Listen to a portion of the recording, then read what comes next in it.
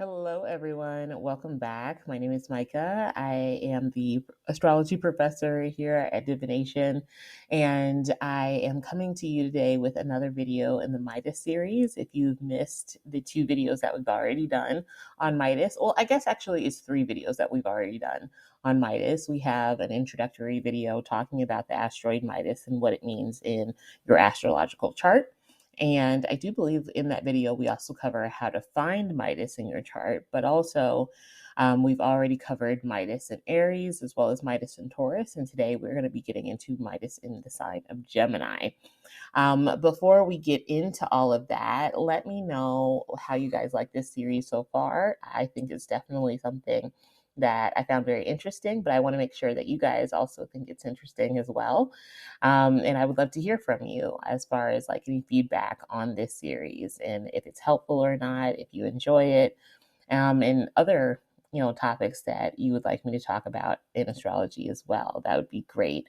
If you're looking for more content from me on a more daily basis, you can head on over to my TikTok channel and YouTube as well. On YouTube, I'm Eden I Tarot, EdenEyeTarot. And on TikTok, I'm Eden I Astrology. And so it's EdenEyeAstrology. There we go. We're doing a little bit of a spelling bee today. But let's go ahead and jump into Midas in Gemini. So, a little review for Midas. Midas is going to be an asteroid where we can find the things that bring us the most, or the areas and kind of topics that bring us the most wealth, recognition, and just where we really have a knack for finding fortune, whether it be in monetary gain or not. Because it's not always in like the monetary, or sorry, the the fame or the benefits of Midas are not always monetary. Sometimes it's just about the recognition that you get from people from Midas. But the downside of Midas, like in the mythology of the story of Midas, is that Midas was given this gift of creating everything that he touched, creating it into making it into gold. But this gift very quickly became a curse, and he felt extremely isolated by that gift. And so we see a lot of that in Midas throughout astrology, is how a gift can easily be turned into a curse if it goes unchecked. And so when we're talking about the sign of Gemini, Gemini is a double-bodied sign. And so we're looking at Gemini kind of being its own cocktail of Taurus and Cancer. And so it's ruled by Mercury. And so we have a lot of themes that are, surrounding ideas, your hands, fine motor skills, decision making, teaching, things like that, or learning even. And so it'll come as no surprise that when we're talking about Midas in Gemini, these people with this placement are very mentally sharp. And they, when it comes to finding or being able to spot like opportunities for them to really grab a hold of and take advantage of, they're very good at that. They're very good at spotting it quickly and accurately, and so they're very quick-witted. For sure. And when we also look at this placement, I think something else that we can see with Midas and Gemini is they're able to really turn words, ideas, or information into wealth or fame. Like the things that they say, people really do listen to quite a bit because they're very smart people. And so they can gain a lot of recognition from all of the things that they might know. Now, what I will say is Gemini is very different from Sagittarius, even though the two signs do also have a lot in common. Gemini just knows a lot of stuff. It's not so big on actually understanding in deep detail. Those things, that's more of a Sagittarius thing. But People with Midas and Gemini definitely have a knack for really turning that information that they know into wealth, whether it be like literal wealth or symbolic wealth, like the information that they're just very wealthy in knowledge, and creating something out of that. And so they can be gifted communicators. Gifted communicators who can really just kind of sell water to the ocean. They are very persuasive. I think with Midas and Gemini, a lot of times these people can um, a lot of what they're pulling on is not just their own intelligence, but they have a knack for understanding other people's belief systems as well, and being able to use that in a way to get other people to see their perspectives and kind of melting them in together. And I think that's some of the magic of Gemini that we get with Midas and Gemini, is there's like a melting of minds that happens, that these people are very good at, creating that kind of environment. And so they're very good at getting people on their side, wordsmithing things together, essentially. But they're definitely gifted communicators, for sure, and mental alchemists. And they're really able to weave magic with writing, speaking, and definitely teaching as well, because all of those are going to be Mercury related things. They're very curious. Mercury in general loves to ask questions, it loves to debate. And so they're deeply curious, and that can lead them to, some really golden ideas that maybe other people might overlook or not think, are very helpful or important. But Midas and Gemini has a knack for being able to see those ideas and create more out of those ideas that maybe other people would just kind of blow off. Um, and that is them literally creating gold out of, small nuggets of knowledge. They're taking a small nugget of knowledge and creating like a whole like a whole gold vault out of the things that they have picked up. These people are also going to be natural networkers, and they know how to be in the right place at the right time. And they're definitely adaptable thinkers, and they're really able to shift strategy quickly and to capitalize on change. Like I said, it's a double bodied sign. And so a lot of what Gemini is about is change. Whether that's them changing their mind or they're just kind of thrust into change, they are really good at going about that, especially with their minds, not only just like with, changing their plans, but they're very, versatile. They're very flexible as far as changing plans, changing strategy on how they're attacking something or how they're going about things as well. They're, I think, out of maybe all of the Midas, the Midas placements, these people are very good with changing plans and still coming out on top. And so, yeah, they can just have like a very creative mind that turns those small thoughts into really big possibilities. Now, just like we were talking about with the other Midas placements, this placement also does have its own shadow side. And so, something that we can see with Midas and Gemini is that they can talk a big game. They can be really big shit talkers, but they may struggle with follow through. Mercury, a lot of times, especially Gemini, is going to be a lot about like starting things that, and it's not that it won't finish it, but it's like short term stuff. And that's the difference, I think, between Gemini and Sagittarius. Sagittarius will go the distance. Gemini will go the distance for a little bit of time. And that's why I brought up Taurus and Cancer are the energies that we see when we're talking about Gemini.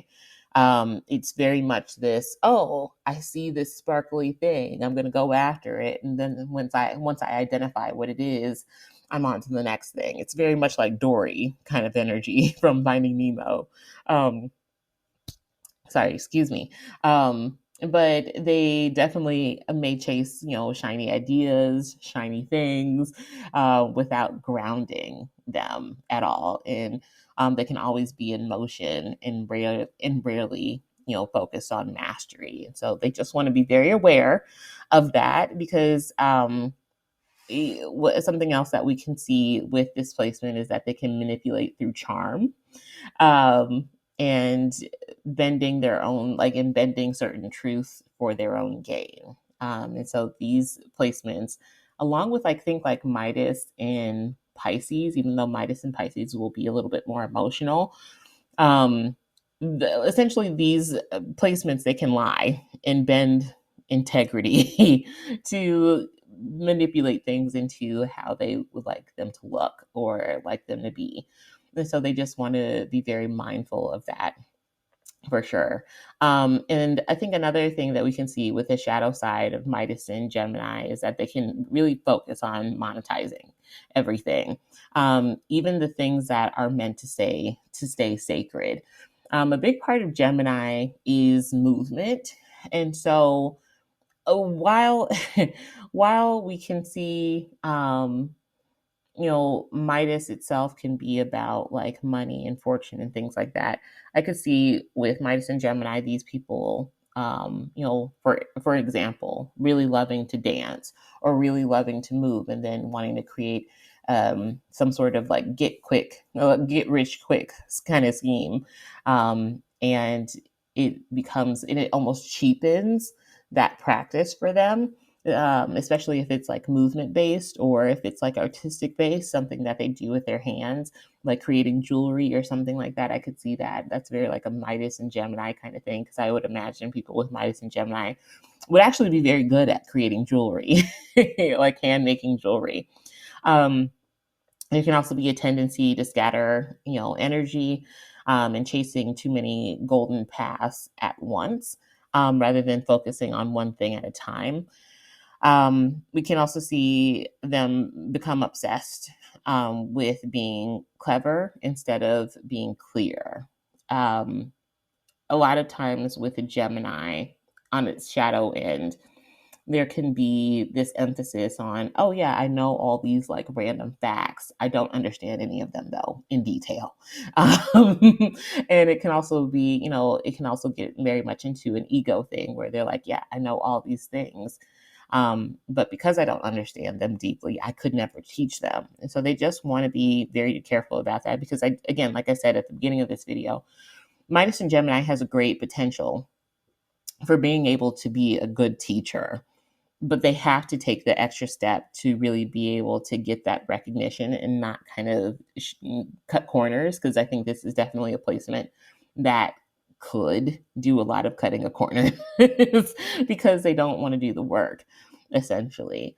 um, we can also see Midas and Gemini use intellect as armor, and really use that to avoid emotional depth, where things just kind of become overly analytical, overly intellectual, where we're supposed to be feeling. They're doing just a lot of thinking and creating social experiments, which takes the humanity out of a lot of things. And so we can also see, lastly, Midas and Gemini, they may confuse knowing a lot with actual wisdom, or just kind of like integration of that wisdom.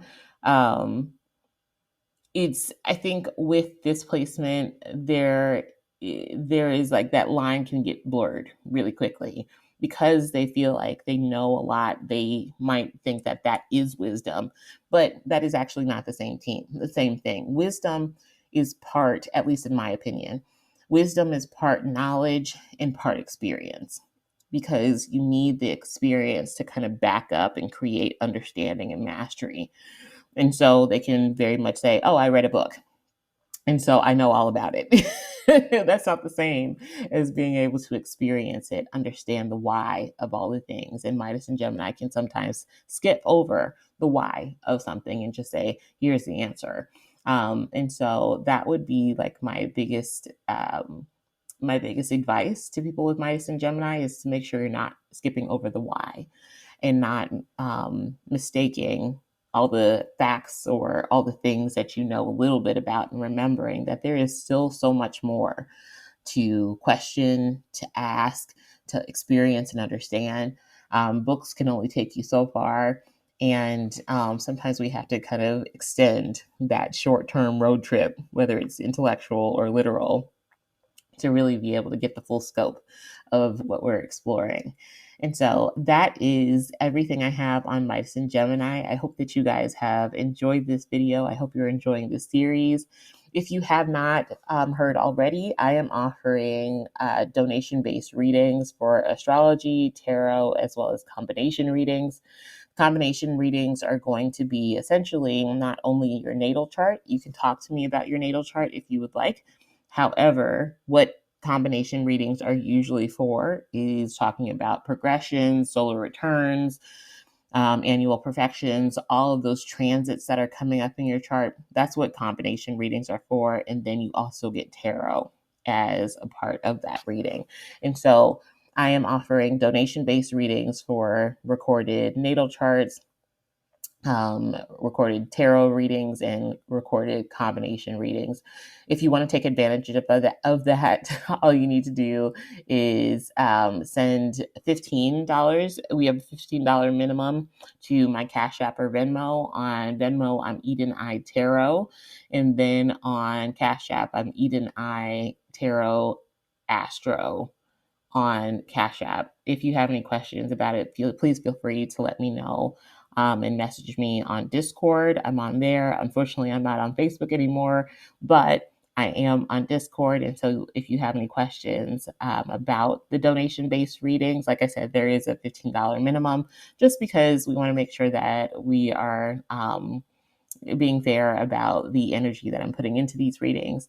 If you want to donate more, I would be very appreciative, but that's all I'm asking for readings, for the donation-based readings. But you need to definitely put in the description where with your payment, what kind of reading you would like, as well as your email address, because without your email address, I am not able to send you your video recorded reading, and I also can't confirm that I got your payment.